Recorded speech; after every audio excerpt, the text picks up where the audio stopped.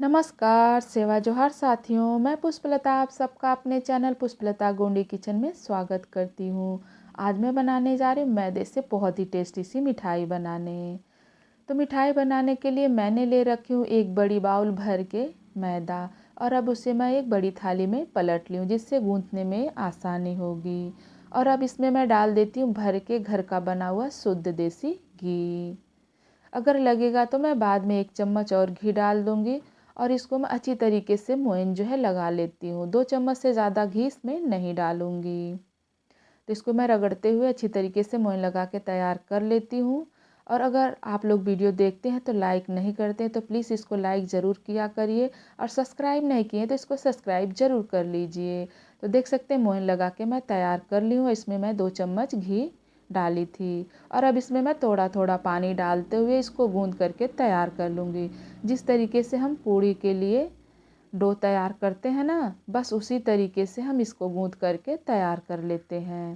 तो इसको हम फटाफट गूँध करके तैयार कर लेते हैं। पानी जो है थोड़ा थोड़ा ही डालते हुए गूँध करके तैयार करना है। तो देख सकते हैं हमने गूँध करके इसको तैयार कर लिया। अब इसको रख लेते हैं साइड।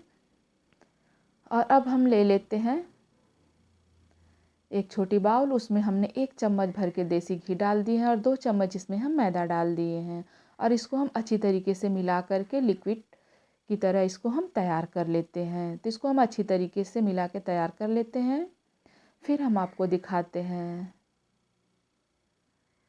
तो देख सकते हैं इसको हमने लिक्विड की तरह तैयार कर लिए हैं। और अब हम चलते हैं डो की तरफ। तो इसके हम 3 टुकड़े में इसके हम पेड़े बना लेंगे।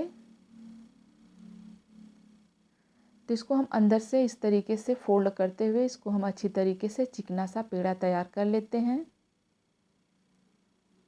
कुछ इस तरीके से। और इसको हम दब कर लिए हैं। और अब हम स्लेब पे डाल देंगे थोड़ा सा सूखा हुआ मैदा, और पेड़े में इस तरीके से हम लगा करके इसको दब करते हुए इसको हम बेल लेंगे। तो जैसे हम रोटियां या चपाती बेलते हैं ना, बस उसी तरीके से हम बेल करके तैयार करेंगे। और जितनी मतलब बड़ी हो सकती उतनी बड़ी इसको आप बेल करके तैयार करिए, और इसको बहुत ही बारीक बेलिए, जितना बारीक आप बेल सकते हैं। तो इसको हम बेल के तैयार कर लेते हैं, फिर हम आपको दिखाते हैं। तो हल्का सूखा मैदा डालते हुए इसको हम बढ़ा लेंगे, जितना मतलब बढ़ सकता है। तो इसको हम फटाफट बेल करके तैयार कर लेते हैं। तो फिर हम कहते हैं वीडियो देखते हैं तो आप लाइक ज़रूर किया करिए, और सब्सक्राइब नहीं किए सब्सक्राइब ज़रूर कर लीजिए। तो देख सकते हैं हम शीट बेल करके तैयार कर लिए हैं। और इसी तरीके से 2 बचे हुए पेड़े उसको भी हम बेल के तैयार कर लेंगे। और अब इस पे हम जो मैदा और घी की हम पतला सा लिक्विड तैयार किए थे ना, इसको हम इस तरीके से अच्छी तरीके से शीट पे लगा करके तैयार कर लेते हैं, यानी चारों तरफ फैलाते हुए अच्छी तरीके से इसको हम लगा लेते हैं। और अब इसके ऊपर हम दूसरी शीट इस तरीके से रख लेते हैं। जो इस तरीके से हमने रख लिए हैं। आज जो थोड़ी सी छोटी बड़ी है ना, उसको हम इस तरीके से बढ़ाते हुए चारों तरफ बराबर कर लेंगे। और फिर से हम लगा करके तैयार कर लेते हैं। तो अच्छी तरीके से हम घी को बराबर लगा लेंगे। इससे परत बाई परत अच्छी तरीके से खुल जाएगी। तो जो तीसरी शीट है उसको भी हम उसी तरीके से रख करके बराबर कर लेंगे बढ़ाते हुए। इसका ध्यान रखना है, शीट जो है बराबर रखनी है। अगर छोटा बड़ा होता है जो लेयर खुलेगी ना, तो कट कट के खुलेगी, तो वैसा हमें नहीं चाहिए। तो इसको हम बराबर करते हुए इसको अच्छी तरीके से लगा करके तैयार कर लेते हैं। तो देख सकते हैं हमने अच्छी तरीके से लगा के तैयार कर लिए हैं। और अब इसको हम इस तरीके से उठाते हुए दब करते हुए इसको हम रोल कर लेंगे। तो जितना टाइट रोल हो सकता है उतना टाइट आप इसको दबाते हुए रोल कर लीजिए, कुछ इस तरीके से। आप फिर फिंगर से इस तरीके से करते हुए इसको और अच्छी तरीके से टाइट कर लीजिए। तो देख सकते हैं, बस इसी तरीके से आपको भी रोलते हुए टाइट करना है। अब इसको मैं कट कर लेती हूँ। तो इसको हम बहुत ही पतला पतला कट करेंगे, कोई हमें पेड़े नहीं बनाने हैं, बहुत ही पतला पतला कट करके तैयार करेंगे। तो इसको हम कट करके तैयार कर लेते हैं। देख सकते हैं हम कितना पतला कट कर रहे हैं, बस इसी तरीके से आपको भी कट करके तैयार करना है। तो हमने सभी को कट कर लिए हैं।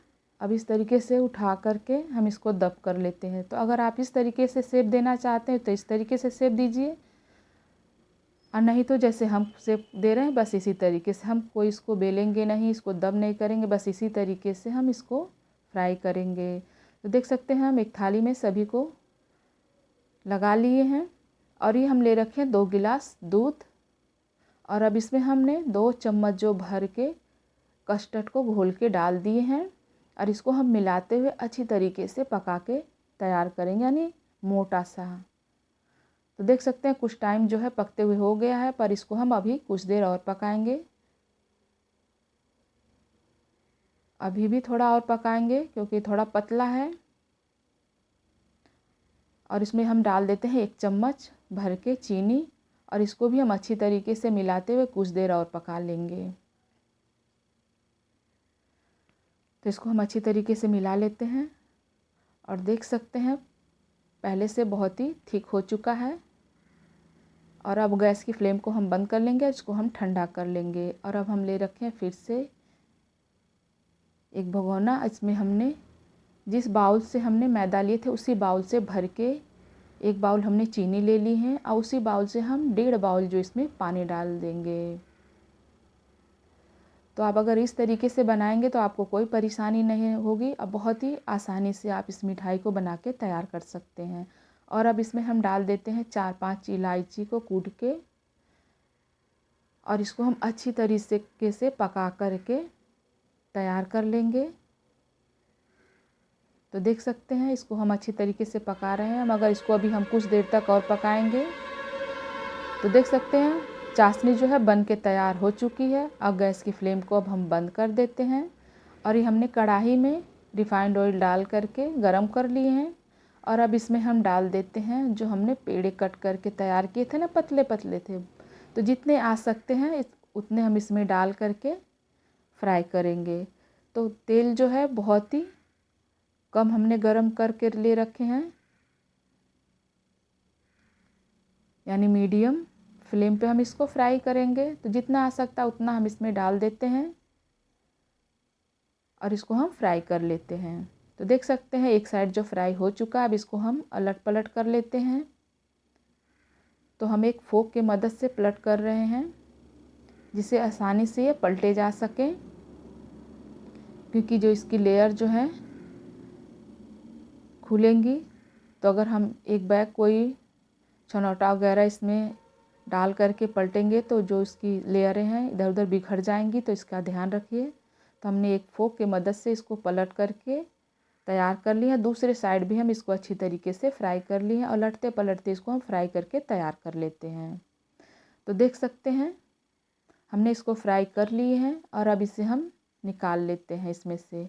इसका जो हम तेल अच्छी तरीके से रिमूव कर लेते हैं, ज़्यादा इसमें तेल नहीं हम इसमें छोड़ेंगे। तो इसको हम अच्छी तरीके से रिमूव कर लेते हैं, और इसको हमने निकाल ली है। इसकी लेयर भी बहुत अच्छी खुल चुकी है। और अब हम चाशनी में इसको गर्मा गर्म इस तरीके से डाल करके एक करछी की मदद से इसको हम दब कर लेंगे, जिससे अच्छी तरीके से इसमें डीप हो जाए। और अब इसको हम कवर करके कुछ देर के लिए रख देते हैं। तो देख सकते हैं कुछ देर हो चुका है, और ये अपने अंदर बहुत ही अच्छी तरीके से चाशनी जो है अब्जॉर्ब कर ली है। और अब इसको हम निकाल लेते हैं, और जो बाकी जो हम फ्राई करे हैं अब उसको हम दोबारा बैच में इसको डाल करके कुछ देर तक उसको भी हम कवर करके इसी तरीके से निकाल लेंगे, यानी सेम प्रोसेस। अब इसको हम सर्व कर लेते हैं। तो आप देख सकते हैं इसकी लेयर कितनी अच्छी खुली है, और देखने में भी बहुत अच्छा लग रहा है, और चाशनी भी अपने अंदर बहुत ही अच्छी तरीके से पी के तैयार हो रखी है खाने के लिए। और अब ऊपर से हमने जो दूध और कस्टर्ड को पकाए थे एक रबड़ी की तरह, ऊपर से हम डाल देते हैं। तो ये मिठाई जो है खाने के लिए तैयार हो चुकी है। और ऊपर से हम डाल देते हैं ड्राई फ्रूट बारीक कटे। आप चाहे तो बादाम, काजू या चिलगोजा, जो भी आपका डालने का मन हो उस पे डाल सकते हैं। हम आपको दिखा देते हैं तोड़ के, इसकी लेयरें कितनी अच्छी खुली हुई हैं। अब बहुत ही मुलायम सी ये तैयार हो रखी है, देख सकते हैं। तो अगर आपको ये मिठाई की रेसिपी पसंद आती है तो इसको लाइक कीजिए, सब्सक्राइब कीजिए, ज़्यादा से ज़्यादा शेयर कीजिए। अगर कोई कमियां है तो कमेंट करके बताइए। फिर मिलते हैं एक नई रेसिपी के साथ। तब तक के लिए स्वस्थ रहिए, मस्त रहिए। नमस्कार, जय सेवा।